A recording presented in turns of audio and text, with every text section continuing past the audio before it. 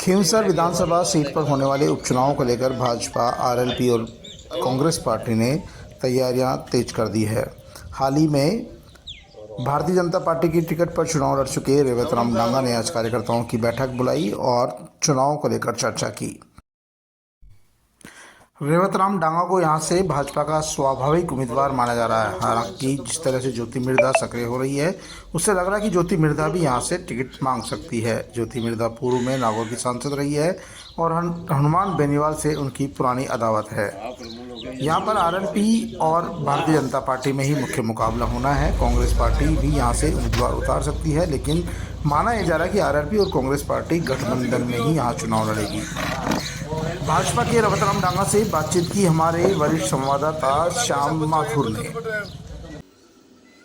खींवसर के उपचुनाव की तारीख कभी भी घोषित हो सकती है, आपकी क्या तैयारी चल रही है?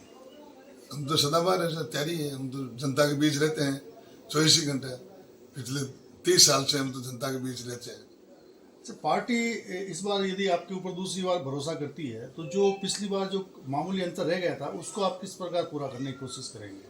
बिल्कुल, हम सारे भारतीय जनता पार्टी के खींवसर क्षेत्र के तमाम कार्यकर्ता, वरिष्ठ जो भारतीय जनता पार्टी के वरिष्ठ नेता, सब हम मिलकर के पूरी सबकी तैयारी है।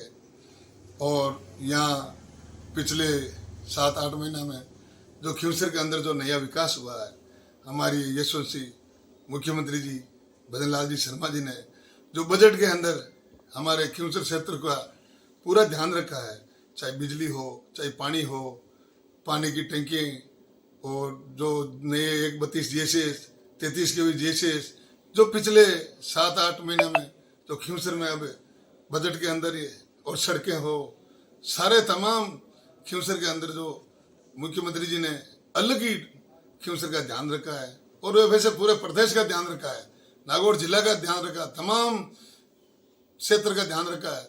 लेकिन खींवसर के ऊपर पूरा जो विकास अधूरा है उसको पूरा करने का भारतीय जनता पार्टी काम करेगी।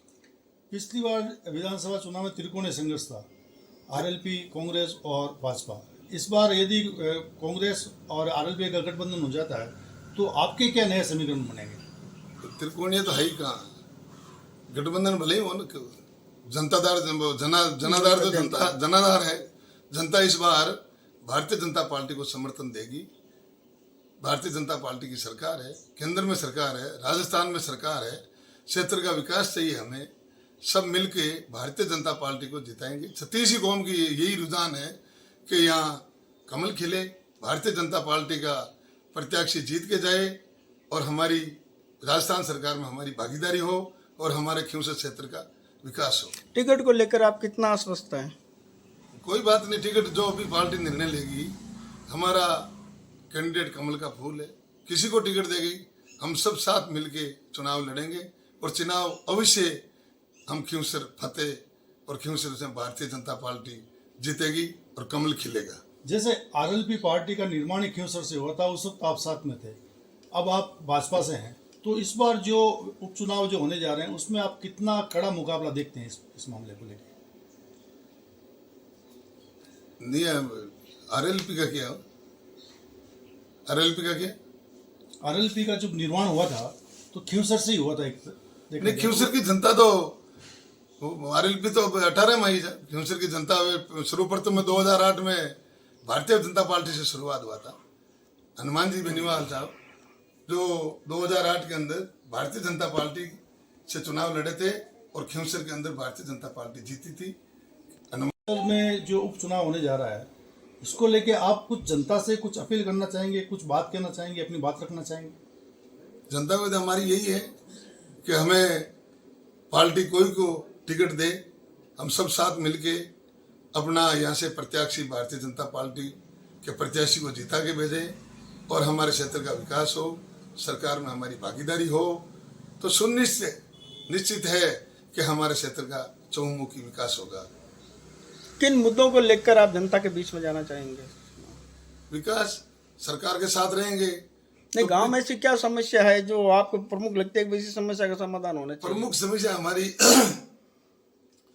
इससे हमारे खींवसर क्षेत्र में एक तो लाइमस्टोन है, जो पत्थर जो कई कई क्षेत्र में कच्चे पत्थर है, कई क्षेत्र में सीमेंट ग्रेड है, कई में चूना ग्रेड पत्थर है, जो उन किसानों का जो भविष्य है, बड़े बड़े लीजे सरकार देती आई है। तो कई तालाब नष्ट हो रहे हैं, कई पायतान नष्ट हो रहे हैं, कई गौचर नष्ट हो रही है। तो हमारी यही सोच है कि हमारे खिंवसर के आम किसान की यही सोच है, हम सरकार के साथ मिलके बात करेंगे सरकार के साथ, और आशा करते हैं कि इसका समाधान करेंगे। हमारे छोटे काश्तकारों की लीज दे, पट्टा दे, ताकि काश्तकार अपना व्यवसाय, अपना रोजगार चलाते रहे और सरकार को भी रेवेन्यू मिले। बिल्कुल बिल्कुल।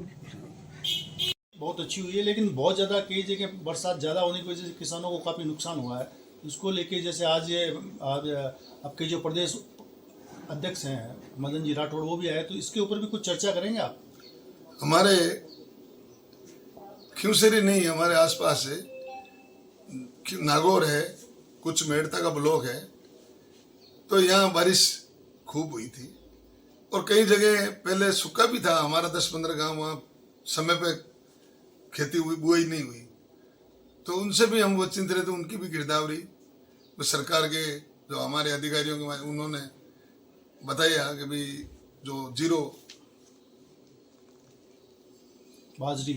गिरदावरी जो बुआई हुई ही नहीं, जी जी, तो उसका भी गिरदावरी, जैसे मुंजाड़ ग्राम पंचायत है, डारू है, ये 4-5 पंचायतें हैं, तो वहाँ 5-6 पंचायतों में बुआई भी नहीं हुई, तो उसका भी मुआवजा मिले, गिरदावरी हो।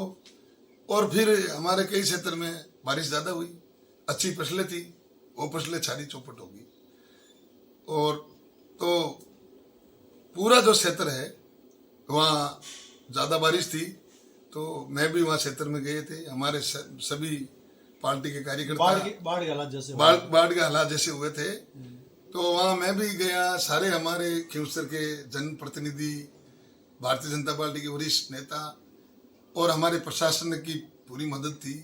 तो हम वहाँ एसडीएम साहब ने, कलेक्टर साहब, एसडीएम साहब, सारे प्रशासनिक अधिकारी भी वहाँ पहुँचे।